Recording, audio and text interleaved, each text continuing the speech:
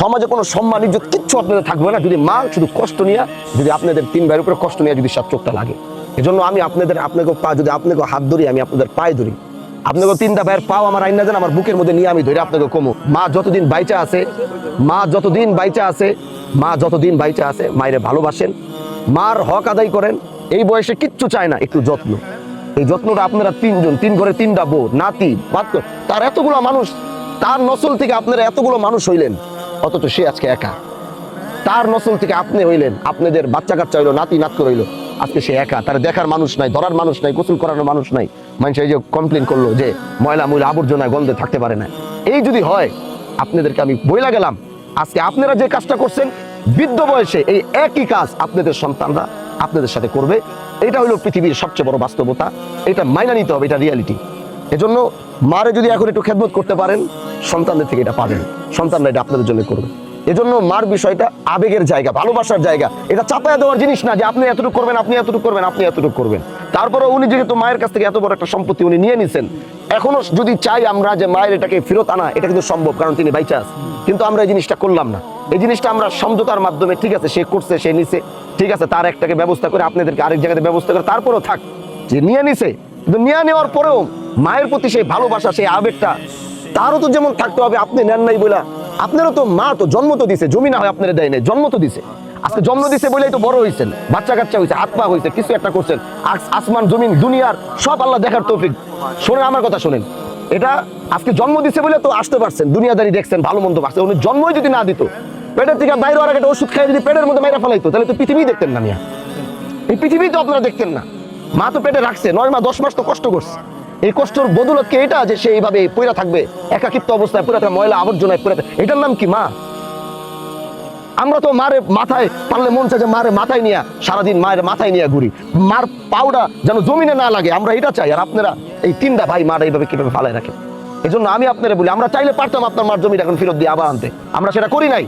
কিন্তু আপনি এটা বুঝতে হবে যে আপনার মার হক, আপনার মার দায়িত্ব জায়গা জমিনের জন্য না। মার শব্দের পর আর কোনো শব্দই থাকে না। জায়গা জমির জন্য তারা ভালোবাসতে হবে না, জায়গা নিচে বলে তারা খাওয়াইতে হবে, বিষয়টা এরকম না। ওইটা মনের জায়গা, ওটা সন্তানের দিলের অবস্থা মায়ের প্রতি। এজন্য আপনি আপনার মার দেখভাল এটা তো করবেনই, তার সাথে আপনারা দুইজন জায়গা জমির ভাগাভাগির জন্য না, মার ঐতিহ্য, মার অস্তিত্ব, মার ভালোবাসা, মার যেখানে স্থান, 3 ভাইয়ের মাকে ওই জায়গায় স্থান দিতে হবে। আমি কি বুঝাইতে পারছি? আপনাদের মাকে 3 জনের ওই স্থানে রাখতে হবে। ও জায়গা নিচে দেখে আপনারা 3 জন মারে হালাই দিবেন, এটা হইতে পারে না। এটা এতদিন করলে তাহলে মা পড়ে থাকে কিভাবে? মা ময়লার মধ্যে পড়ে থাকে কিভাবে?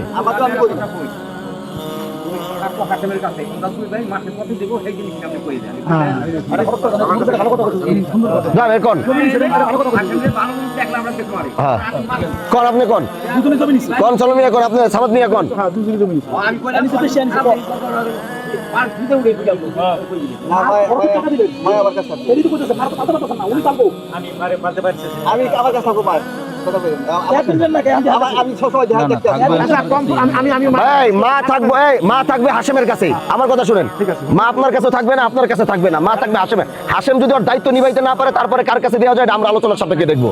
আমরা প্রথমবার হাশেম কাছে দিয়ে দিতেছি, হাশেম যদি ব্যর্থ হয় তারপরে কার কাছে দিতে হবে সেটা আমরা করব। এটা আমরা বিবেচনার মাধ্যমে এলাকার সবাই, আমরা এলাকার সবাই তার কাছে খোঁজ খবর রাখবো। এখন হাশেম ভাইয়ের কাছে যে তার মা থাকবে, এখন হাশেম সাহেব নিজে ভ্যান চালায়, উনিও তো কষ্ট করে, তো ওনার তো একজন মার, ঠিক আছে তার দায়িত্ব, তার হক সে আদায় করবে। আপনাদের 2 জনের হক মার প্রতি থাইকা যায় না? আপনারা হাশেমের কাছে থাকা অবস্থায় আপনারা 2 জন মায়ের জন্য কি দায় পালন করবেন সেটা বলেন। ঠিক আছে বলেন, এখানেই বলেন সামার সাহেব আপনি বলেন, আপনি কি করবেন আপনার মার জন্য যদি হাশেম সাহেবের কাছে থাকে? আচ্ছা, এটা একটা কত, মানে এটা এই আপনি বলেন।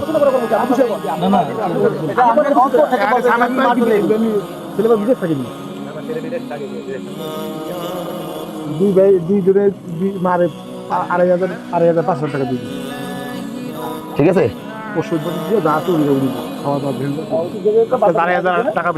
না না, আরে মার লিগে তো বলে কলিজা দিয়ে দিব, 2,500 টাকা কি আবার কলিজা বাই করে দিয়ে দিব, 5 লাখ টাকা দিয়ে দিব, কলিজা বাই করে দিয়ে দিব। হাসেম তো কইছি কথা, আজকে হাসেমের কথা আমি খেয়ে দিছি, ও বলছে যে আমি পারবো। এই বড় মিয়া সাহেব কথা বুঝতে পারছেন? 2,500 টাকা আর আপনি 2,500, দুজনে মাসে 5 তারিখের মধ্যে দুজনে 5,000 টাকা দিয়ে দিবেন। এই 2,500 দুজন দেওয়ার পরে আপনার ভাগেরটা আপনি দিয়ে মায়ের যেন 1% কমতি যেন না থাকে। মায়ের ওষুধের কমতি, মায়ের জায়গার পরিবেশ, খাট দুয়ারের মধ্যে কোনো কিছু যেন কমতি না থাকে। আপনি যদি ব্যর্থ হবেন তাহলে পরবর্তীতে আমরা আলোচনা করব, কিন্তু আমার মনে হয় যে আপনি মায়ের জায়গার দায়িত্বে ব্যর্থ হবেন না, এটা আমার বিশ্বাস। এজন্য সবার সামনে, মুরব্বীদের সবার সামনে আপনার কাছে আপনার মারে আমরা বুঝাই দিয়ে গেলাম। এখন আপনাকে 3 ভাইরে নিয়ে আমার না ছাড়া হইব না। আসেন, এই 3 ভাই উঠেন, এই তিন ভাই আহেন আমার কাছে। সামার সাহেব এদিকে দাঁড়ান, এদিকে আসেন। শোনেন, 3টা ভাই আল্লাহ কখন ডাক দিব আপনাকে আগে আমিও যেতে পারি, কিন্তু আপনারা কোন সময় যাবেন গিয়া কে আগে যাবো কিচ্ছু জানি না। হয় আপনি বয়সে বড় দেখে হাসেম আগে যেতে পারে, নাহলে সামাদ ভাই আগে যাবো, যে কোনো একজন যাবো গিয়া। কারটা আল্লাহ আগে রাখছে জানি না। শেষ বয়সে জীবনের ওই শৈশব কালগুলো মনে কইরা ভাই এই দ্বন্দ্ব তো আগে ছিল না। যখন আপনারা ছোট ছিলেন তখন তো এই দ্বন্দ্বগুলো ছিল না। এই বয়সে আইসা আপনাদের আমি অনুরোধ করি, এই 3টা ভাই আসেন, হাতটা দেন আমার কাছে। এই 3টা ভাই দেন আজকে থেকে। এই 3 ভাইরে যে এক কাতারে রেখে গেলাম আল্লাহর দিকে তাকায়া। আমি সব সময় আছি, কিন্তু ওরা আমার মানে না। মানবে, এখন মানবে। আসেন, তুমি বড় ভাইরে বাবার জায়গায় রাখবেন, ঠিক আছে? সমস্যা হলে আমার বলবে, আমি যদি না যাই তাহলে বড় ভাই না সামাদ ভাই, আপনার বড় ভাই না? বড় ভাইরে বাবার জায়গায় রাখবেন। আজকের পর আর ভাই কোনো গ্যাঞ্জাম করবেন না, ঠিক আছে? হ্যাঁ, এদিকে আসেন, 3 জন একসাথে আসেন, ঠিক আছে? ইনশাআল্লাহ আপনি বড় ভাইয়ের জায়গায় রাখবেন। আজকে কোনো অভিযোগ দরকার নেই, আমারই কইবেন, আমি সমাধান করবো। তাও আপনারা 3 ভাই মিল মহব্বতের সাথে থাকবেন, ঠিক আছে? ইনশাআল্লাহ।